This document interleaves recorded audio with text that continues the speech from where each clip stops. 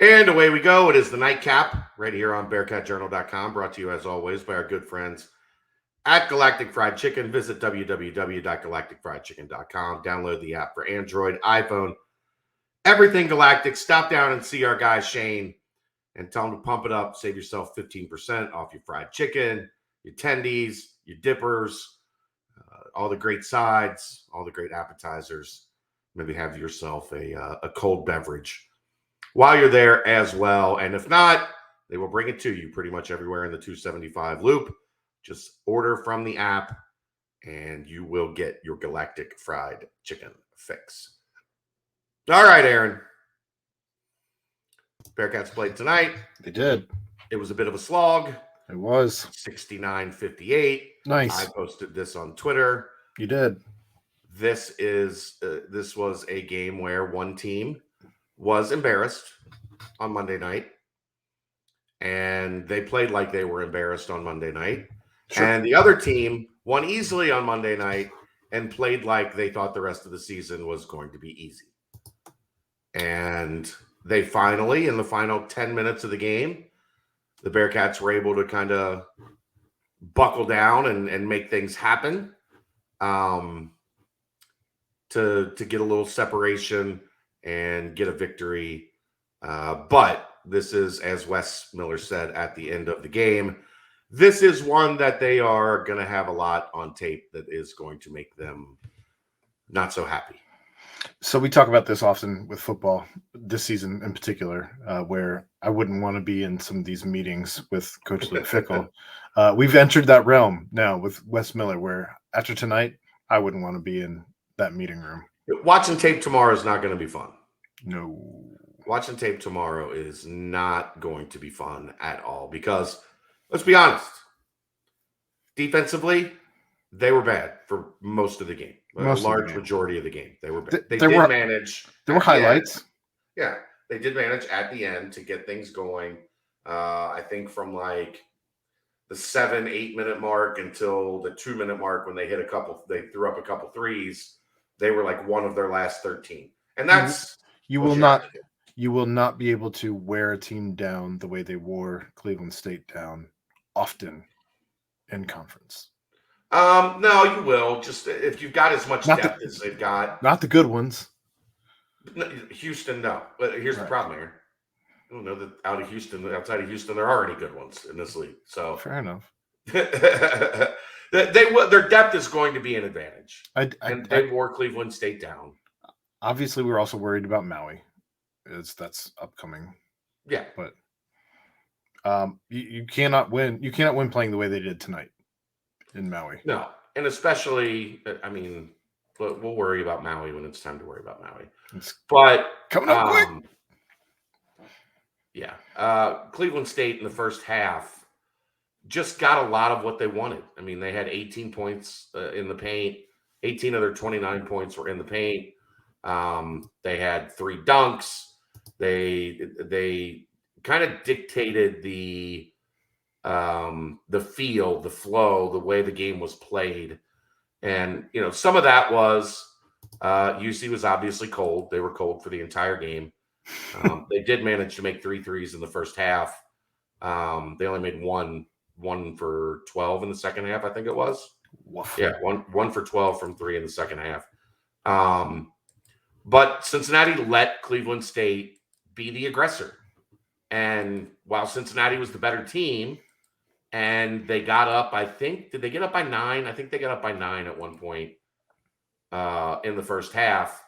But they didn't do what they needed to do to put Cleveland State away early. You get that 9-point lead in the first half, even if you're not playing well, they hit a couple threes, they pushed the lead out to 9, and then they went flat again. And Cleveland State was able to get a little 4-0 run to cut it back to 5, and they gained some momentum. And next thing you know, 1-point game at halftime, you give the other team some confidence. They come out, they take a lead a little bit early in the second half.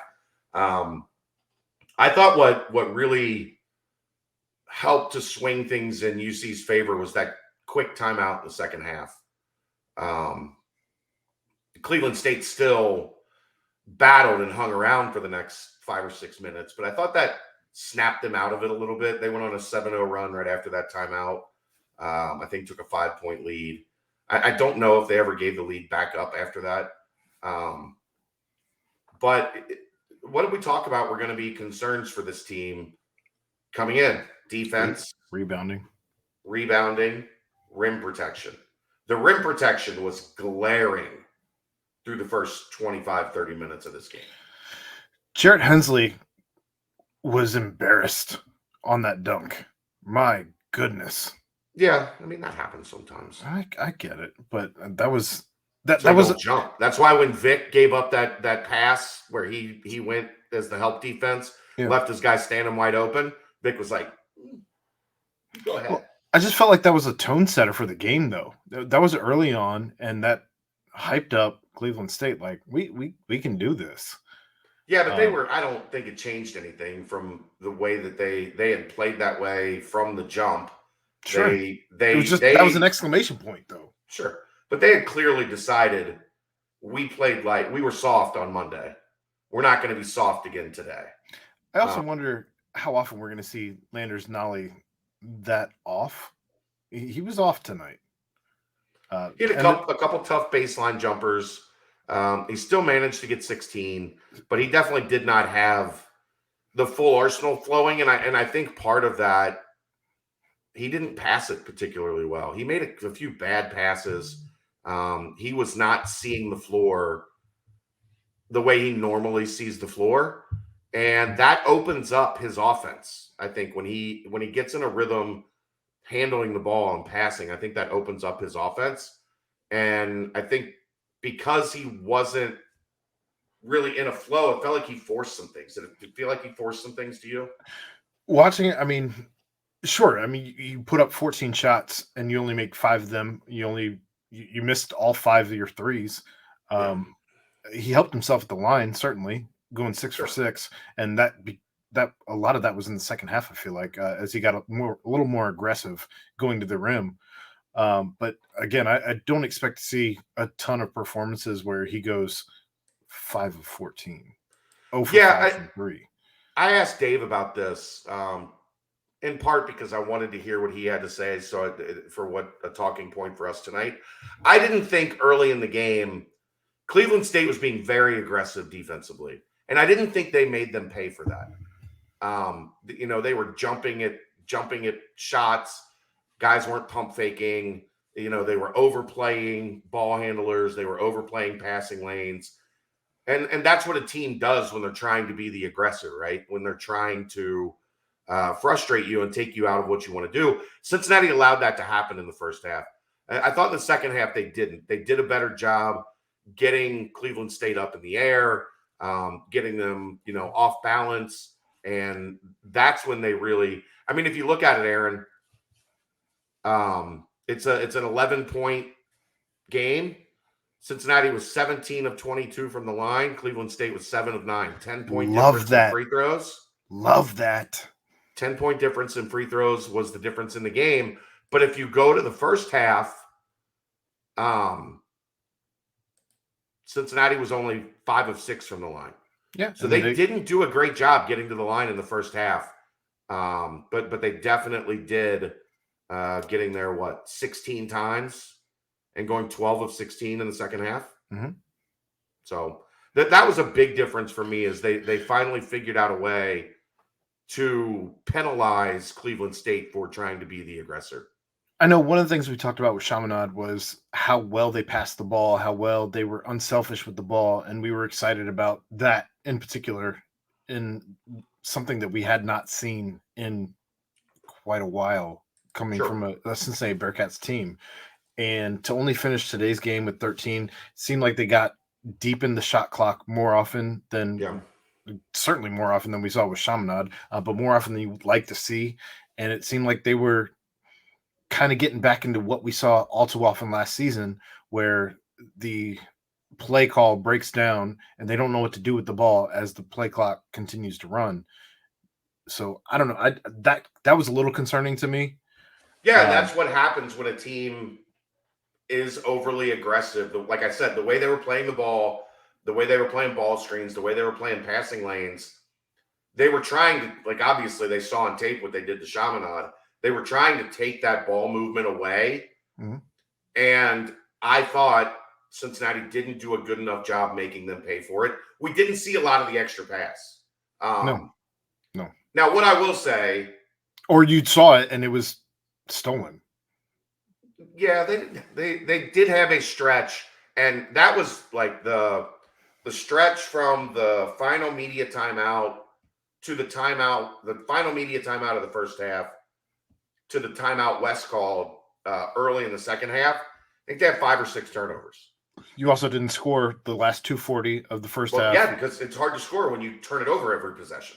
Courtesy Justin Williams for that stat. I didn't know it until I saw it on Twitter. And then I don't think they scored for damn near first minute and a half. Damn near the first minute. That's a lot. Well, I mean that's you're looking at almost 1 possession. Right, but you're looking at almost 4 minutes of no score ball at that point from the end of the first half into the second half. They scored on their second possession of the second half. The first one was the turnover by Micah that they went down, missed the layup, and then scored off the 10. I was only saying damn near because it was an extension of the first half. Like, I know. That's a long time to not score in a 40-minute game. Well, and it's because they turned it over 5 or 6 times. I'd have to go back and look. I think it was 4. It was 4 or 5 at the end of the first half, and then Micah came out and turned it over on the first possession of the second. But then turnovers, they only had 8 for the game. So it was 5 of them in a very small window, and only 3 the rest of the game. Now, was tonight the first time that obviously you hadn't heard, but the first time in a presser that Victor Lakhin's been available? I've never heard him talk. You've been able to talk to him, but not on camera. Okay. This was, I think, the first availability where he's snarky as shit, and I'm here for it. Oh yeah. He was asked about his first double-double, and he's like, "Yeah, people like to forget that I had a double-double against Bryant." He knew. He had receipts. He was coming. He had receipts. Like that kind of like you did. Is this? My favorite was I asked him about the full off season. Yeah. And he was like, "Well, I thought it wasn't a big deal. Like, I thought I was good enough. I thought I was good enough. I don't need a full off season. What are you talking about? I don't need a full off season." And it turned out it was definitely needed. Yeah, I mean, it was great to hear that level of like intelligence and humility from him. I thought it was fantastic to get a glimpse at his personality. Like we've seen it. He's got a lot of personality. We've seen some of his personality on social media, especially with like the toilet shot that he did last year and all of that. But to actually get to hear him and to see like, oh, you are a snarky. Yeah. Yeah. Oh, I really hope he can become one of the main cogs on this team going forward, because I want many, many, many more Victor Lakhin post-game press conferences. And he had a hell of a night. 6 of 7 from the field, 2 of 3 from the line, 5 offensive rebounds, which was huge. 7 defensive rebounds, 12 total. Only 1 foul. I know I got a little nervous when he got that first one. I'm like, oh no, here we go. But his court awareness has gotten so far, from what we've seen, has been a lot better than a year ago. 3 blocks, 23 minutes. Well done, Vic. Well done. Yeah. The one thing that worries me is I know people are hard on JD. I get it. But this is why. Because Cleveland State, as often as they could, took Tristan Enaruna, I think that's how you say his name, Enaruna, and found a way to get Enaruna on Davenport. They threw him the ball, and he went right at him. He did it with Skillings. He frustrated the hell out of him. Yeah. You could see it in his body language. Yeah. Because it was get to the point, get the ball, get to the rim, put it in over Vic. And what we found out is, Enaruna, if you don't know, it was at, I believe, Kansas and Iowa State. They did mention that in the broadcast, yeah. You found out why he's not there anymore.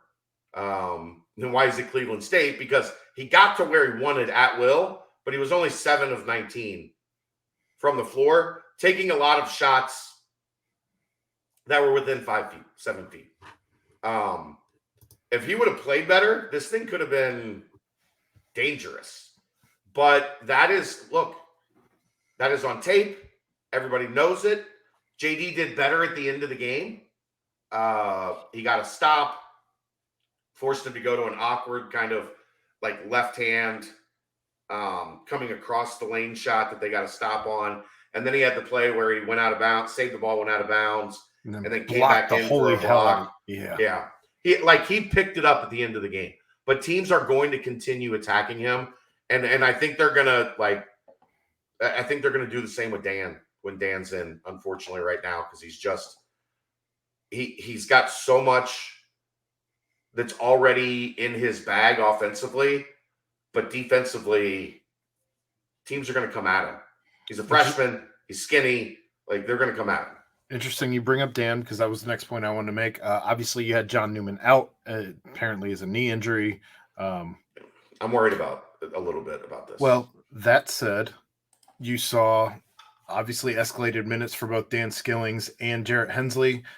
There were some highs and lows for both. Yeah. Hensley, it feels like Hensley, he'll have a moment where he shines, and then he'll go back to the other end of the court, and you're wondering, like, what the hell are you doing, man? He's kind of a bull in a china shop still. It's interesting to see his rebounding take where he doesn't go up 2 hands. He goes up volleyballing.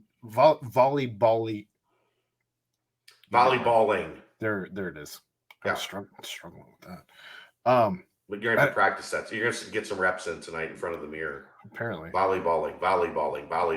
Well, I was going to try and say like volleyballing, and that wasn't the word. That's not what you were looking for. But I don't know why he can't go up 2 hands. Like, I feel like it bit him more than once tonight in trying to do that, where they just stopped it, and like, that's my rebound, thanks. But he also had some moments where he looked really good. So I think with Jarrett, a lot of it's going to be confidence. The more you get him out there, we saw it last year, right? Like towards the end of the season, absolutely. When he started to get some confidence, then he started to come on. I think with him, that's until he fully believes, like, I'm a guy that can be out here and be a factor. I think you're going to have to continue working towards, him believing in himself, I guess is the right way to put it. Kalu looked a little lost tonight. Yeah, he's got to get in a little bit of a nasty streak. Like, I just felt like, I don't want to say it was a moment was too big or anything like that, but I just felt like he was all over the place. Like, he couldn't contain his energy. I think he's a guy that's more comfortable as an offensive guy, and he's not gotten that part of his game going yet. Okay. And like, then you start to wonder, am I a fit on this team? Am I a fit at this level? I'm sure it's frustrating, getting 9 minutes a game, 9 minutes. 8:55. You're right. It was 9. Yeah. Odie had 8 and Kalu I was looking at plus minus. It's fine. Okay. I don't think he played different line. I don't think he played terribly, but he definitely is not. Again, game 2. Yeah. Like a guy like Landers. These are all knee-jerk reactions. I get a guy like Landers Nolly is almost always going to play with confidence. Why? Because he's played 3 full seasons of basketball at a high level.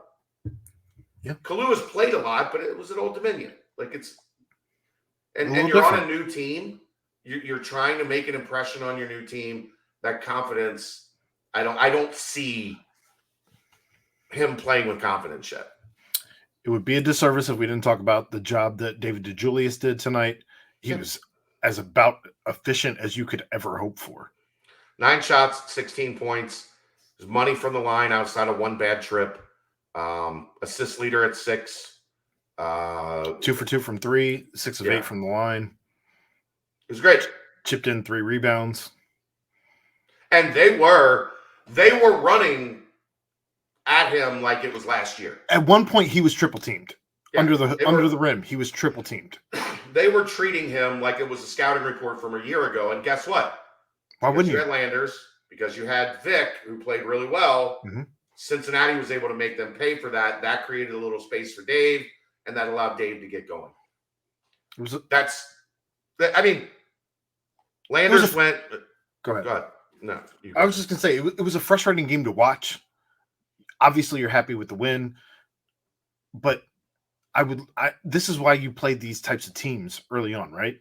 You want to figure out what you have. You want to figure out what you need to improve upon. And I think that this particular game, especially as opposed to Chaminade, had probably 1,000 learning moments. And look, Cleveland State, yes, they lost to Notre Dame. Academy. Notre Dame Academy, whatever. But that's a program that has won a crap ton of games over the past couple of years with Dennis Gates. They've got a new coach.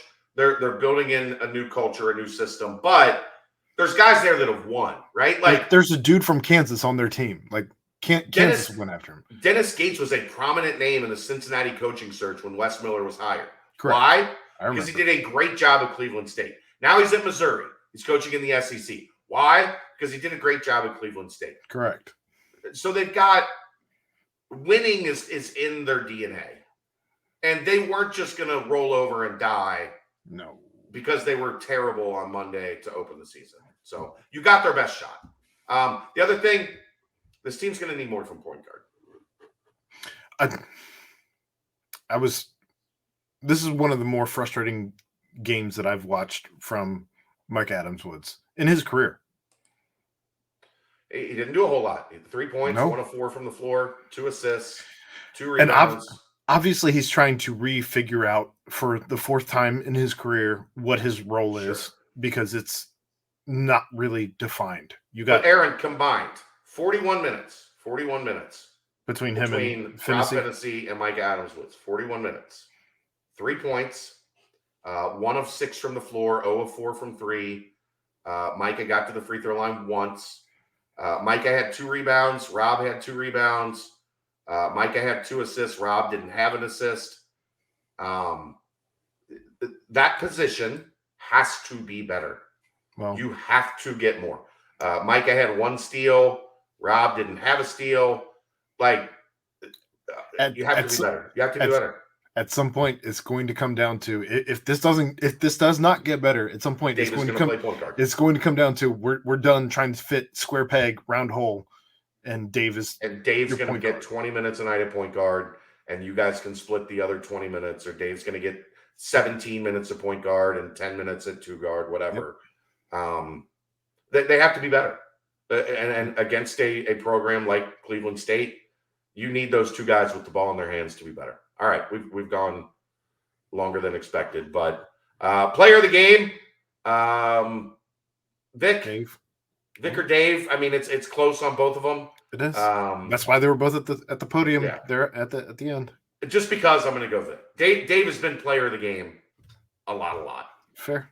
A lot. What's your play of the game? My play of the game, probably the nollie dunk. Not the oops.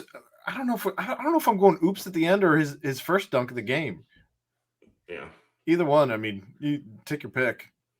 They were good. Yeah.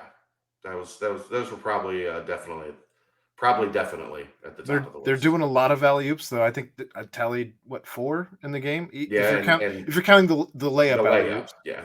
Dave just didn't get the timing right on that one, so Landers just laid it in. Yeah. Bad problem to have. Yeah. All right. That's going to wrap it up. We will have football tomorrow night. Bearcats and the Pirates. I'm on radio again, 3 to 6 tomorrow, 3 to 5:30 tomorrow for Mo. So check that out if you can. And then we will see everybody at Nippert Stadium. That's the nightcap. Thanks to Galactic Fried Chicken. See you tomorrow right here on BearcatJournal.com. See ya.